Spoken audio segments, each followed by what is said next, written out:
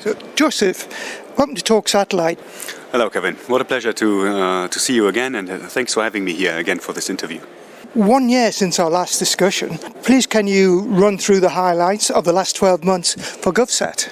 I can tell you that we had a tremendously busy period. You know, the last 12 months they've been incredibly busy for GovSat, and we can also proudly say that we have largely stabilized our financial situation. We are really now a net profitable organization, which is really, really good. Just imagine where we have started in 2015. 2017 and then 2018 with the satellite launch, and then came COVID. So we have recovered really, really well, and the entire team has done a fantastic job, and we have met our revenue targets and also the EBITDA targets that were given to us by our shareholders. And this was really a super busy and fantastic year for us, and we hope to keep on this growth strategy.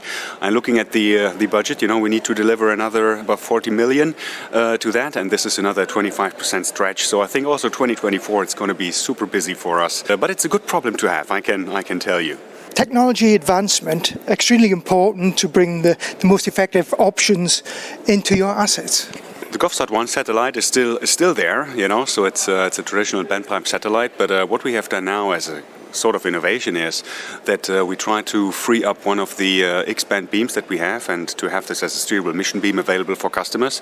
And we have done this in really a record time. So a customer request came in, and in just 2 weeks we have reconfigured the entire spacecraft in such a way that now we have a steerable X-band capacity, which is now overlaying with the existing X-band capacity over Europe to first of all strengthen the capacity advancement that we have and the capacity availability over this critical area. We can do this because we have switched the polarization, so which is a bit uncommon. The standard is left hand, right hand up and left hand down, and we have switched the polarization so the two beams are on top of each other.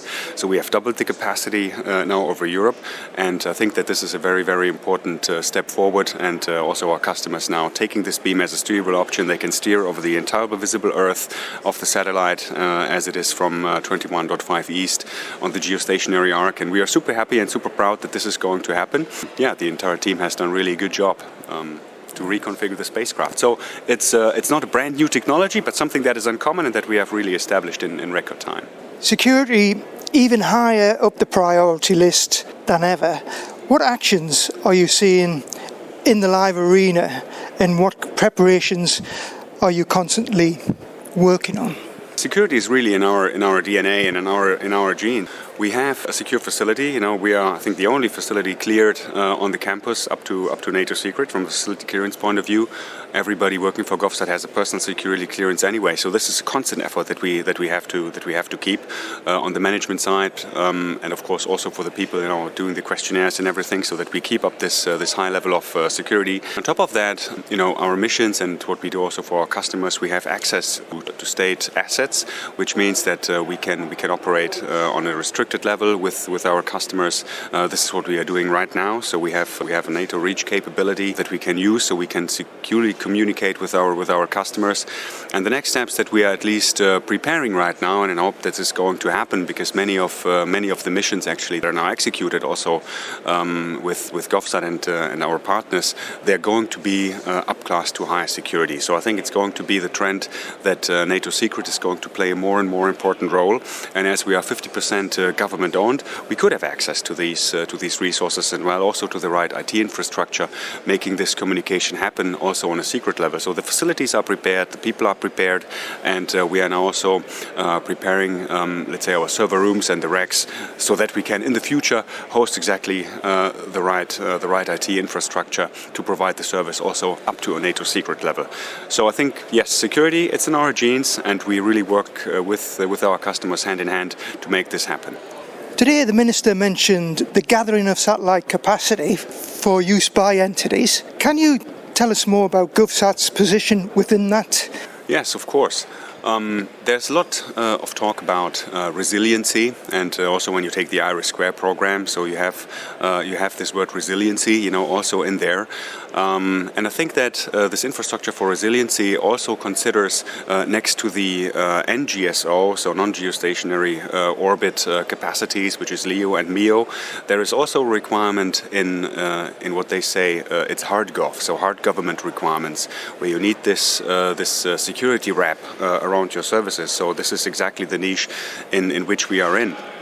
So when it comes to resiliency and also European programs, we see that our capacity is being used in accordance to the PACE strategy. So you have your primary, you have your alternative, you have also emergency and contingency capacity, and this is the area in which we contribute also to existing constellations. So you may have heard the buzzwords like multi-orbit and multi-satellite and multi-frequency, and we are just one part of it. And the part is really in a niche market, but we are extremely successful in this niche market because we deliver capacity in X-band and military Ka band for institutions and military exclusively, and this makes our business model successful. And we play a role in any constellation. Partnerships, extremely important in today's market climate. How is GovSat finding good cooperation in space and ground? Cooperation is extremely important for us because I think there is a relation between available capacity on the spacecraft, and there is also a relation in available ground segments and ground infrastructure in terms of terminals and anchor stations. So I think that one of the trends that we need to pursue as an industry, also in the hard gov market, in the governmental market, is to partner with terminal manufacturers, because what we have seen now, and from our experience, the available terminals that are highly modern, which is including flat panel technology and low footprint, etc. It's not there yet. So there's many offerings in commercial bands, in KU or in Ka, but in X-band or in military Ka, there's not so much that you can really buy off the shelf. So I think in terms of partnerships, we are more than happy to talk to terminal manufacturers to be part of that development, and also taking the customer requirements on board, what they need. Because I think when we scale capacity, also thinking about high throughput satellites that become available, that actually transition from gigabits to terabits of available capacity, if the ground segment cannot really keep up with that development, we will have a problem, and we cannot just have terminals being worth 100,000 apiece if we really want to scale and grow as an industry. We're all waiting to hear the announcement for GovSat's expansion. When that day arrives, what are the options? Geo large, geo small, LEO, MEO? What's on the table? I think there are several options on the table.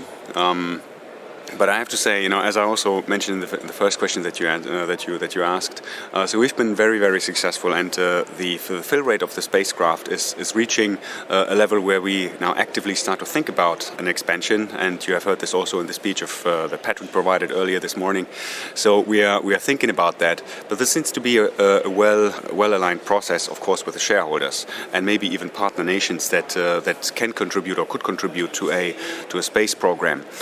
Well, I think that there's, options in the way that GovSat is going to extend in spacecraft that is MEO or LEO. Now, I think there is already enough companies out there, and they do this, I think, the best way they can, and they're super successful. But I think we are operating in this geo niche, and we are operating successfully in this geo niche.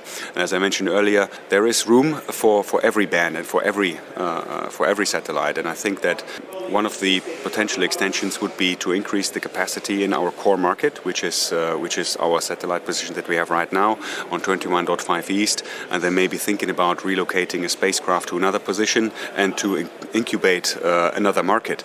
So we have done this already, and I think if we repeat the same exercise successfully, this can be a way of future expansion. But we are not there yet, and obviously it's a good discussion with our shareholders, and thinking about the future is always a very motivating and engaging thing. Josef, thank you very much. We wish you every success. Thank you very much, Kevin. It was a pleasure to have you here, and thank you for the interview.